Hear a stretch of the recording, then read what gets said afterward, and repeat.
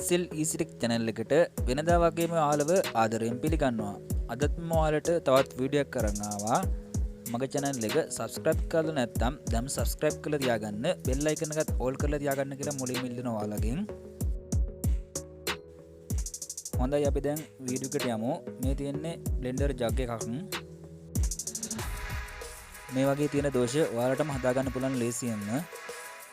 මේකේ දෝෂ වෙලා තියෙන්නේ කප්ලර් එක ඇතුළේලා ගිහිල්ලා ඒ කියන්නේ blender එකේ කප්ලර් එකයි ජාගේ කප්ලර් එකයි දෙක එකට හරියට සෙට් වෙන්නේ නැතුව තිබිලා ඒක ඇතුළේලා ගිහිල්ලා තමයි තියෙන්නේ.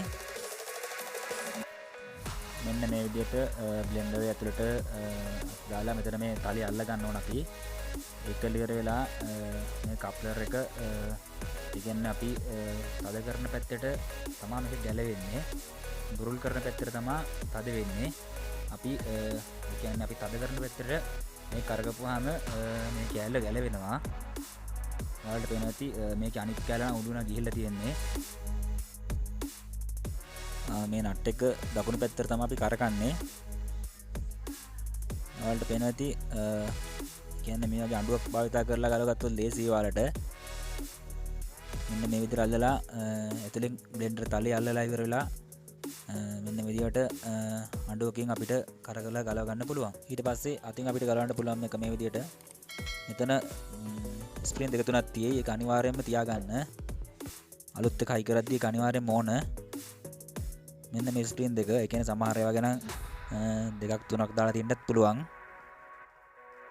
ඔයාලට මේකේ තල මාරු කරනවා නම් මේ කෑල්ල එළියට ඇදලා ගන්න තියෙන්නේ මේ බ්ලේඩ් එක.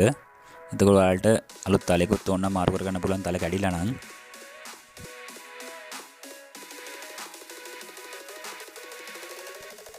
මේ වොෂර් ටික ආය තිබ්බ විතරම මේකට මේ විදිහට දාගෙන ඉවර වෙලා කප්ලර් හයි කර ගන්න ඕන.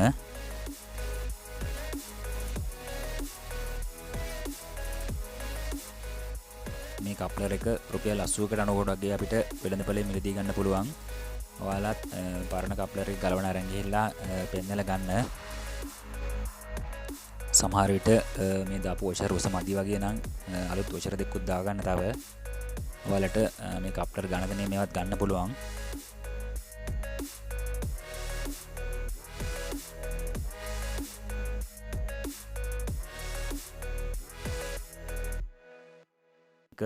අපි කරකන පැත්තට නෙමෙයි කරකන්නේ. ඒ කියන්නේ තද කරන පැත්තට තමයි මේ කරගන්න ඕන. ඒතකොට තමයි හොඳට තද වෙන්නේ. ඔයාලගේ ගෙදර තියෙන බ්ලෙන්ඩර් වලත් මේ වගේ රිපෙයාර් වෙන්න පුළුවන්. උත්සාහ කරලා බලන්න. මේ වීඩියෝ එකට කැමති නම් ලයික් කරන්න, කමෙන්ට් කරන්න, ෂෙයා කරන්න. ඒ වගේම මගේ channel එක subscribe කරන්නත් අමතක කරන්න එපා.